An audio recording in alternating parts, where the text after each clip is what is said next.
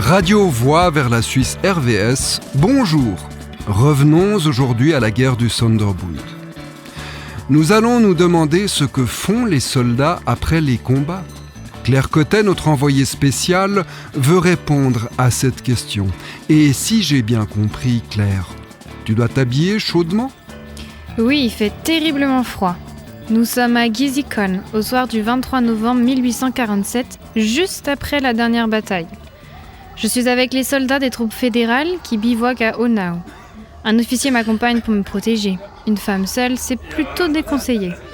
Et qu'attends-tu d'eux exactement ? J'aimerais savoir ce que font les soldats quand ils ne combattent pas, puisqu'à l'époque, ils ne pouvaient le faire que de jour, vu qu'il n'y avait ni projecteur, ni torche, ni dispositif de vision nocturne à disposition. Et de toute façon, la guerre est presque finie. Ils ne vont plus se battre. La plupart des gens ici l'ont compris. Bon, Claire, fais bien attention à toi quand même. Ne lâche pas ton officier. Bien sûr. Monsieur l'officier, nous allons où maintenant ? Là-bas, près du feu. Il y a des jeunes voix. Bonsoir. Cette dame voudrait vous poser quelques questions. Ah ouais, quand je pense à ce que je pourrais faire avec elle... Attention à ce que tu dis, jeune homme. Cette dame est sous ma protection. Fais gaffe que l'agneau ne te monte pas trop vite à la tête. Tu connais les ordres de notre général. Vous devez vous y tenir, même si la guerre est peut-être bientôt finie. Je vous rappelle, protégez ceux qui sont sans défense, n'admettez pas qu'ils soient insultés ou même maltraités. Compris ? Oui, monsieur l'officier. Comment ? Oui, compris, monsieur l'officier. Bon, et maintenant tu vas répondre aux questions convenablement. Bien, allons-y alors. J'espère que vous êtes encore assez sobre pour mener une conversation. Mais oui, madame, je vous écoute. Donc, cette journée, comment l'avez-vous vécue ? J'étais au milieu de la compagnie, de l'autre côté de la Reuss, pas en première ligne. Quand nous y sommes arrivés, c'était en fait déjà fini. Mais vous savez quoi ? Ici, tout le monde parle de Ziegler. Vous connaissez Ziegler, le colonel ? Il marchait devant nous vers le haut de la colline depuis Onau, tout seul avec un tambour. On ne pouvait que le suivre, ce Ziegler. C'est un homme, un vrai.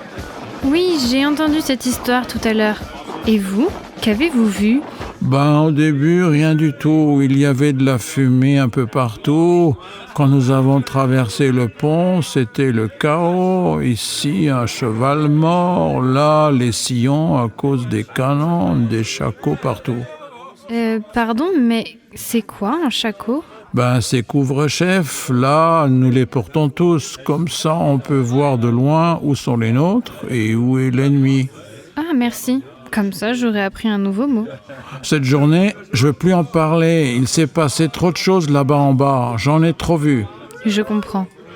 Mais je voudrais encore savoir ce que vous faites quand vous n'êtes pas en train de vous battre. Le soir, par exemple ? Le soir, on cherche un endroit pour dormir. Vous avez des tentes, des sacs de couchage ? Tout le monde dort ensemble ? Une caserne ambulante, ce serait bien, oui. En fait, on doit souvent trouver nous-mêmes ou dormir dans le foin chez un paysan ou dehors à la belle étoile autour d'un feu. Donc, il n'y a aucun hébergement prévu ? Eh non, c'est la guerre. Qu'est-ce que vous voulez prévoir ? Eh bien, je ne sais pas. Peut-être un chariot avec tout ce qu'il faut pour passer la nuit ? Madame, il y a des milliers de soldats ici. Vous n'allez pas bien loin avec quelques chariots. Et le ravitaillement ? Avez-vous quelqu'un qui vous fait la cuisine ? Encore une fois, c'est la guerre, ma petite dame. Le quartier-maître, il peut bien dénicher un truc ou l'autre à manger. Pour Dufour, notre général, c'est important que nous soyons nourris et soignés, mais c'est plus vite dit que fait. Le boulanger peut pas faire 10 fois plus de pain et le boucher peut pas non plus abattre 10 porcs comme ça. Alors comment faites-vous ? C'est chacun pour soi ? Parfois il y a un repas, peut-être une soupe, mais la plupart du temps on est livré à nous-mêmes. Mais quand on a faim, il arrive que l'un d'entre nous dégaine son arme pour forcer une paysanne à lui donner encore une saucisse ou du pain. Du pillage, donc. Mais non, toujours les grands mots. On veut juste manger, quoi. Nous aussi, on a des femmes et des gosses à la maison. On sait à quel point c'est dur. Et les maisons incendiées aujourd'hui entre Onau et Roth, on dit qu'il n'y en a plus qu'une. Et les femmes, que deviennent-elles? Quand je vois comment vous m'avez parlé tout à l'heure, je ne suis pas dupe. Alors là, faites attention à ce que vous dites, madame. Je suis un homme honorable, moi. On a quand même le droit de blaguer, mettre le feu aux maisons. On n'est pas des barbares, nous. Alors un petit conseil, filez avant que je ne m'énerve. Qu'est-ce qui se passe?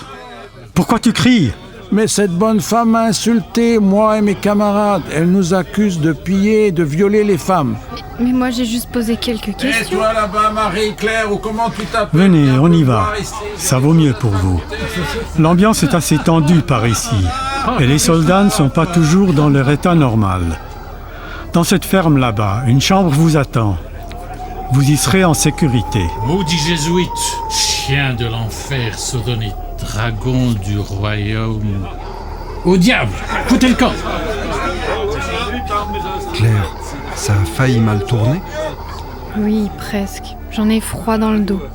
J'ai cru que ce type allait me sauter dessus. Heureusement que l'officier n'était pas loin. Fais attention à toi, avec ton journalisme embarqué au cœur d'une guerre. Aujourd'hui encore, c'est très dangereux. Oui, je vais aller me reposer dans cette ferme, je crois. Et j'espère qu'elle est bien gardée. Je le souhaite aussi. Quant à vous, chères auditrices, chers auditeurs, je vous souhaite à vous aussi une bonne nuit et vous dis à très bientôt pour le prochain épisode.